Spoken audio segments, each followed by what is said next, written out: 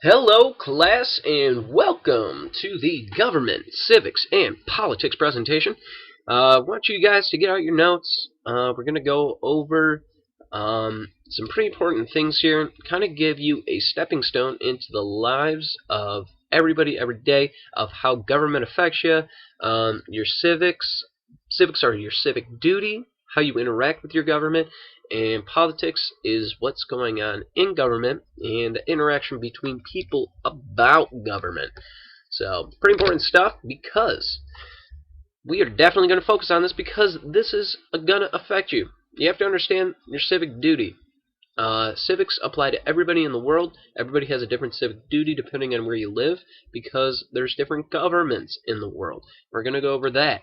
Not only different governments, but our government, the United States of America. And we're going to go over a little brief on politics. Politics is a big interaction of government, but it's also what happens every day. It's the interaction between people with resources, and definitely is a big part of government because you hear about it all the time. Now that little picture up there, that is the first time I voted. I took that, and that was during the 2012 election. I went out and voted for my first time, and that is part of a civic duty that you have, and that was my civic duty going out there. So, government. How does it affect you? Government affects you every single day, even if you don't want it to. It affects the way you live, the type of laws that you live under, the rules that you have to follow, the institutions of the states, all the way down to the police. So, what kind do we have? Here in the United States, we have a republic. And you hear a lot of times about democracy.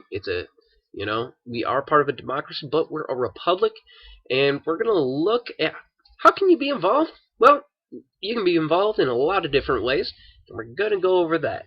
So, but overall, government, it's an authority figure. It's the man, man. And the government is going to show itself every single day with the type of laws that it gives you. The type of laws, though, that government is set up to do is protect your freedoms. Your freedoms of safety, your freedoms that you own property, you can be protected and protect yourself. And the authority of our government comes from the Constitution. The American people set up the Constitution to give the government legitimacy to govern. And there's many different forms of government. So let's look at these different forms.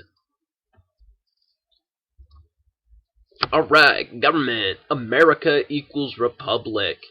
Now, and as a republic, you get representatives. Because we are so big, in a regular democracy, one person gets one vote. But here in America, we get a republic, and we get to elect people to represent a group of people who are further represented as this one person in Congress. Now, as representatives are to represent your interests, democracy is a popular sovereignty. And this popular sovereignty is that there is no power higher than the people. And in the United States, the document establishing their authority is the Constitution, that the people give the government legitimacy. Now, the Greek terminology for democracy, as we took it, comes from the Greek words of demos and kraton. Now, kraton and demos have the meanings of demos means people, and kraton means power. So it's the power of the people. Alright, so governments. What type of governments are out there? Now, let's look at the types that we are not. We're not authoritarian. And examples of authoritarian are dictatorships and monarchies. A dictatorship here, right now, would be, because Syria is in the news, Syria is a dictatorship, meaning that one man, or this group of people that are represented by a man, control the government, and your freedoms to do things in this government, living in this country, are very limited because the dictatorship has a lot of power. Also, monarchies would be somebody such as Saudi Arabia. Now, Saudi Arabia is a monarchy because they have kings and they have a long list of people in power that are all related.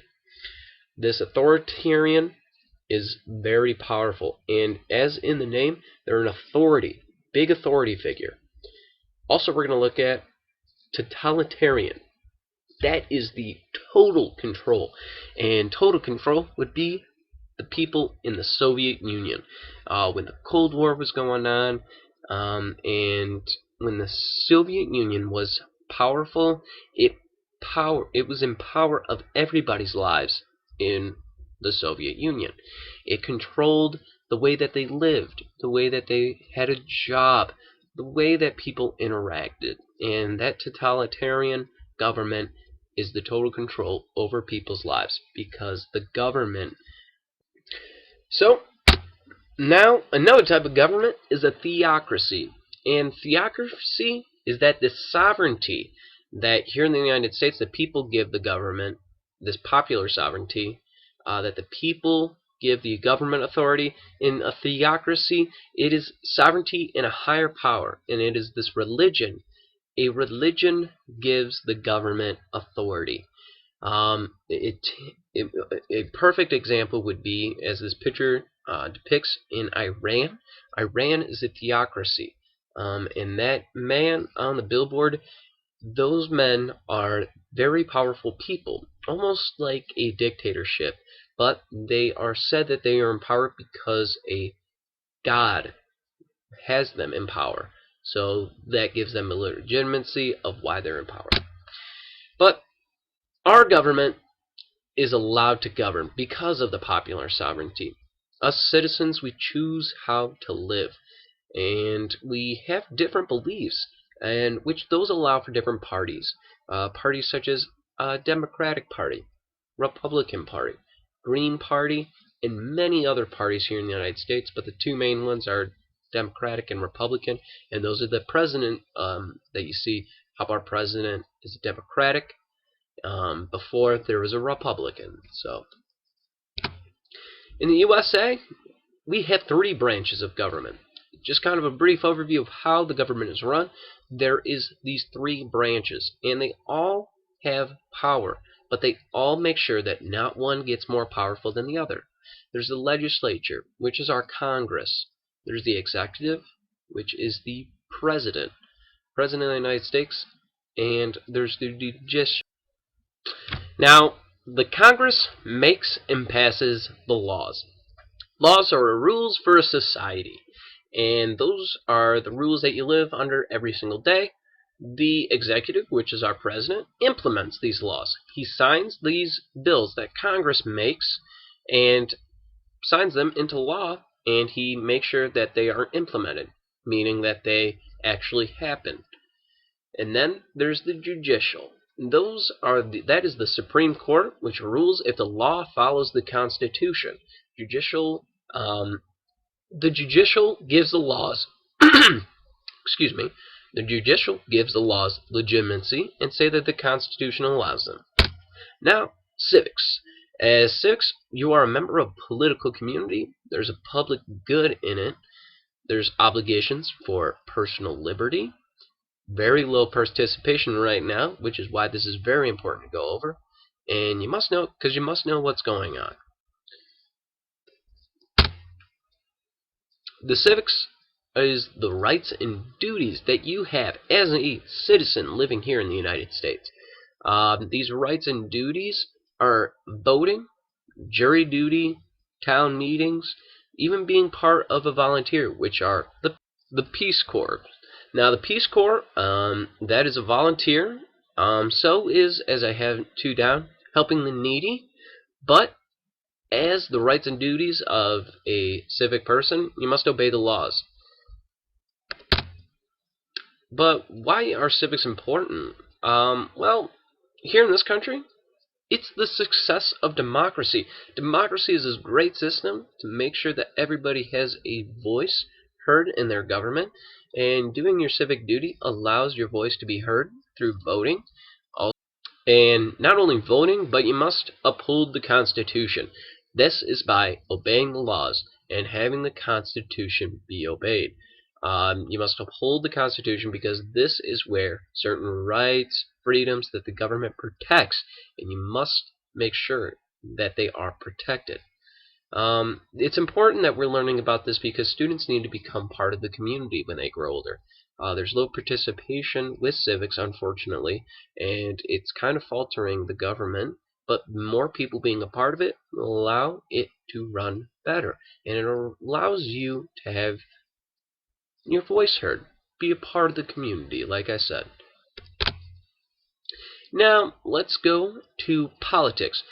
What is politics? Just kind of an idea. It's who gets what, when, and how. This is a basis of power, and it's using scarce resources, and it's to compromise. The politics, it's a position that you must take on who gets what, this type of power, and this using scarce resources of how are we using these resources? Where are they being brought to? And people decide on this is through compromise. Now, politics is what you hear. It's more than Democrats and Republicans. Politics is not the thing that you see on the news every day. Democrats against Republicans. It goes from left to right, and it's these ideologies that Democrats are on the left, Republicans are on the right. And there's people in between. Most of Americans are right in the middle of these two parties or two groups of people because they must meet in the middle to compromise. Again, the power struggle, though, is to get these resources and make sure that everybody gets the right amount of resources, gets the right things that they need. So, this was out of the textbook, and I also got this on the CIA World Factbook. If any of you have any questions, please bring them up in class. We'll be going over this presentation and be getting more in depth about certain types of governments in the world later on. I will see you guys later.